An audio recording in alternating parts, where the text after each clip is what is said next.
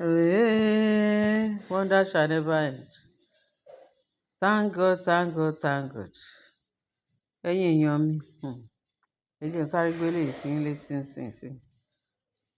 So, nọ́ba ni àṣé àwọn olórí láàfin, àṣé wọn lé. Ojo ni wọ́n tẹ̀ ti lọ tán. Ètí wọ́n kàn sneak out. Wọ́n á sneak in. Wọ́n á sneak out. Wọ́n á sneak in.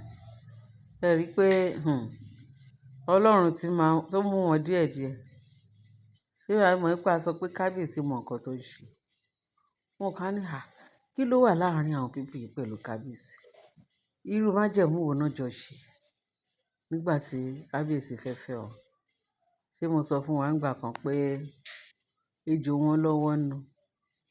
Ẹ wo irú àwọn elders tó wà lẹ́yìn wọn, tó fi ń da lérú, tó ń da ọ̀nà rú, tó ń da ààfin rí.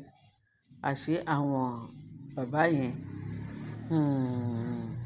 àwọn tó ń fẹ́ kí kábíyèsí wà lórí oyè, àwọn ìkà, àwọn kìnìún, bọ́lọ́run ṣe máa yọ sí wọn ní kankan nìyẹn. Àlẹ́yìn wọn nìkan wọ́n ní kí ẹ má ṣòpò bá wọn jẹ.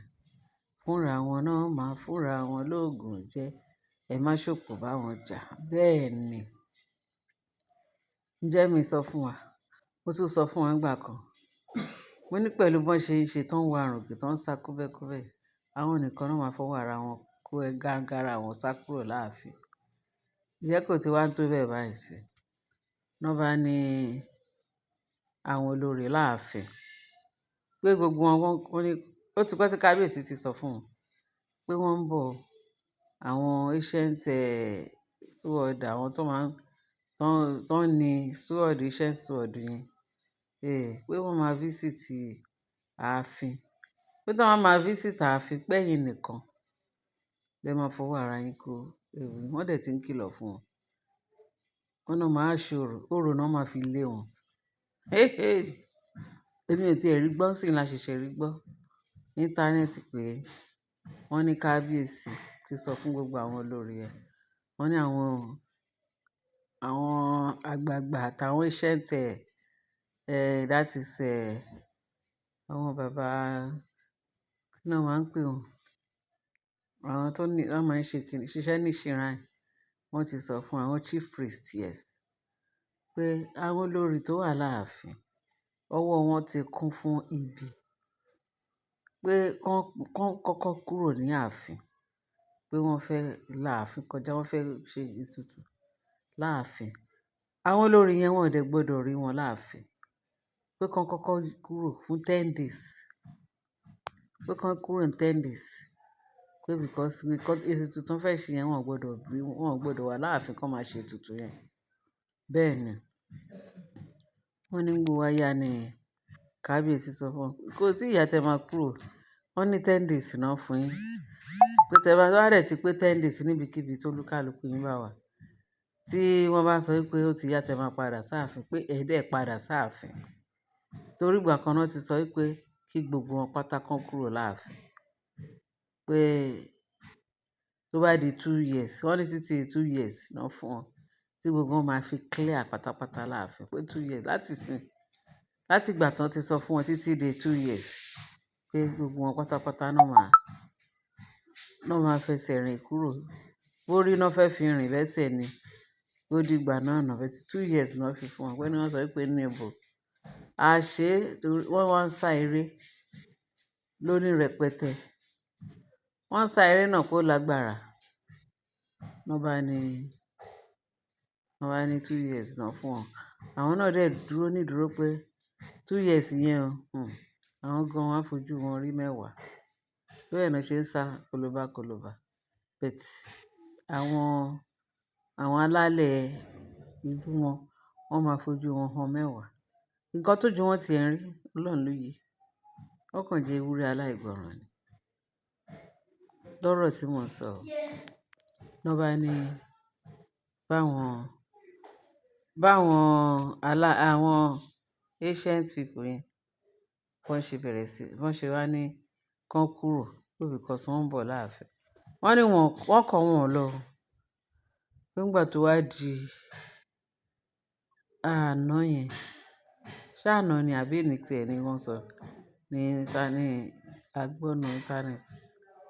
Wọ́n ní àná náà sọ pé wọ́n ní bọ́n ṣe wá rí ó wá di èní.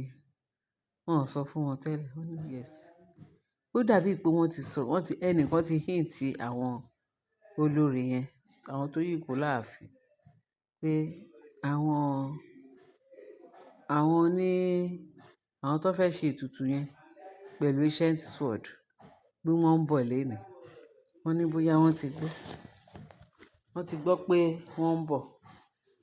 Wọ́n nígbà tó kàn rí pé wọ́n pọ̀ bó ṣe ń bọ̀ báyìí. Ṣé mọ̀ pé ó ní èdè tó máa kọ́kọ́ pa, wọ́n máa sọ kíní kan tó máa kígbe. Wọ́n ní bó ṣe gbọ́ ohùn wọn lókè rere tó ń bọ̀. Wọ́n ní multitude of them wọ́n pariwo náà pọ̀. Wọ́n ṣe wọ́n ń bọ̀ sí ààfin. Ṣé mọ̀ pé wọ́n ní ogun àgbọ́tẹ́lẹ̀ kì í parọ́. Ǹjẹ́ arọ tó bá gbọ́n nìyẹn? Ṣùgbọ́n arọ tó bá wà rùnkè, tó ṣe tí dídì, tó ṣe orí etí kúnkún, arọ yẹn ogun àbà.